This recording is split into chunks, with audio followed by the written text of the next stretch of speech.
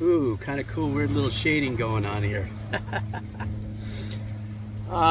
You know, I was sitting here and I do some of my best for myself, just kind of life reassessing thought process when I come down to my friend's house and sit on the beach a little bit. And something that I've been pondering for a while is, you know, I chose a very unique path in life, and I knew that early on, by not following a standard trajectory of a pop culture, how do you live your life, go to school, get a job, work 40 years, get a house, family, kids, retirement, and all that. I knew by taking more of a nomadic, creative, artistic route like I have with my life, that it wasn't going to come at me the same way. One of the things I realized I'd have to sacrifice is the fact that I never saw myself working hard enough or establishing long enough work creds, if you would, and feel comfortable about buying a house. And so here I am in my early 60s. I've never bought a house, and always the renter.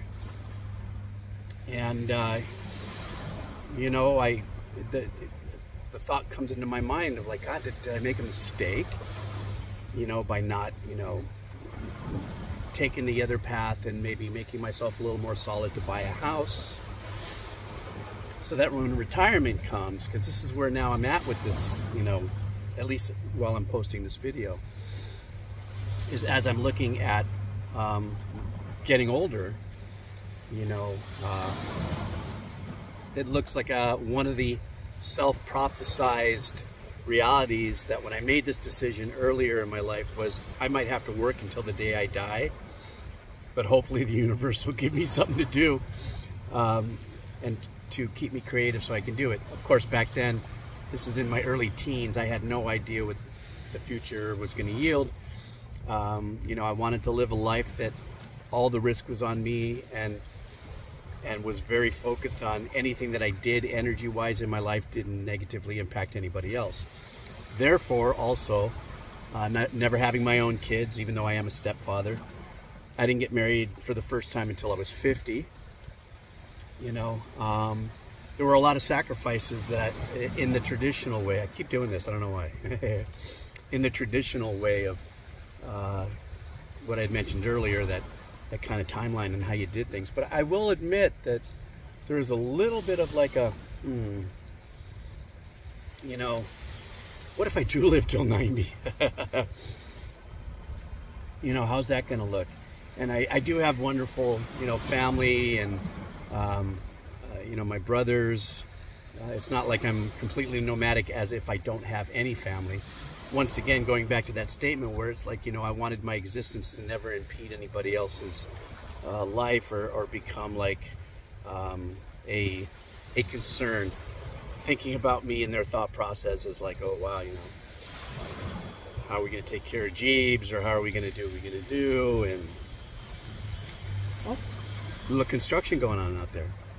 And so I think one of the big takeaways of me being a renter my whole life, I've lived in some of the most amazing places. I've had the opportunity to meet incredible people.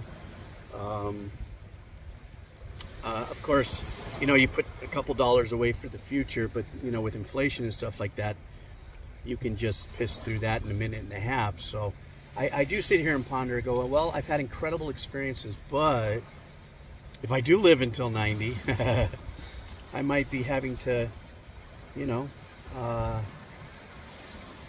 lean together with other friends that are going through similar things. That's the other thing about this. I'm not the only one that is going through this in my circle of friends, where, oh, puffy wind, where there's like a half a dozen of us who are kind of looking into the future going, well, maybe we all just huddle up and rent a little house that has 6 or 7 rooms and try not to kill each other with our walkers. You know, so excuse me. But it is a thought. It is something that I've kind of like, wow, all right. I don't have that typical, oh, when you get old, you can sell your house, you have some equity, all the things that have been taught to us. And you know, and this is how you can prepare for the future. But that nomadic choice that I made also involved in a process and understanding we don't know what life delivers to us, so we can prep to a point.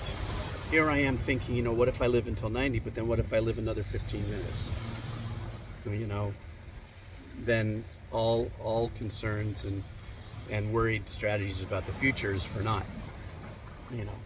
So, but you can't help but think about that, you know, with the economy doing what it's doing, the world changing as fast as it's changing, and of course, you know, also living on an island too is, you know, triple down on the isolation should anything go wrong. We got a storm coming. It won't be a hurricane, but by the time it hits us, but we've got like a tropical storm that's going to be leaning on us in a few days, and you know, this is supposed to be the year where we get maybe perhaps one, maybe even two hurricanes that make landfall. You know, and all of a sudden you tap through some of the savings you left for, you know, maybe getting older, because you have to repair things, fix things, do things, and you know, because of all that. I mean, there's no security in any investment per se. I know some people would argue me without a doubt 7 ways to Sunday about that, but I think that's only if you have the opportunity to do it. So by me taking this kind of like, I go back to that term, that nomadic creative life that I've always led, I knew I was going to be skimming the surface of, you know, swim or sink, you know. So I accepted that, and that's where I'm at right now. But it is something to think about. I'm like going, I have had a few friends that have bought houses back in the, you know, late 80s, early 90s, and now their houses might be worth a few $1 million, but then in the scheme of things, that few $1 million on a lateral move is, well, you can't just sell it when you're 70 without getting some kind of taxes, and of course the government or the world wants you to banks reinvest it. You gotta do, excuse me, a 1031 exchange. You know, you're never really making money. You're making some, but after taxes and stuff, it seems like what you'd really be building up in these investments is how to scale down, which is, I think, is kind of funny. You know, because as we get older, we need less. And I think wisdom also dictates to us that at one point what we thought was the stuff that we needed, which includes space.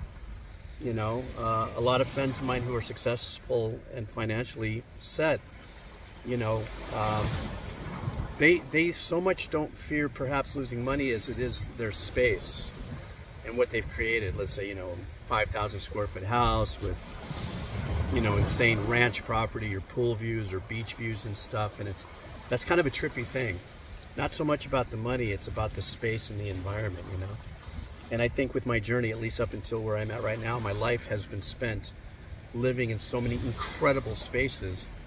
But now the space in here is like, you know, shall I let the issue of rent and moving forward rent space in my head? I think I'll close with that. But yeah, that's my story, and I'm sticking to it. And you guys have an amazing day. And I'm going to jump in the water a little bit. And then I'm going to pack up and go home. And then I'm going to do some more music stuff on my channels. All right, guys, take care. See ya.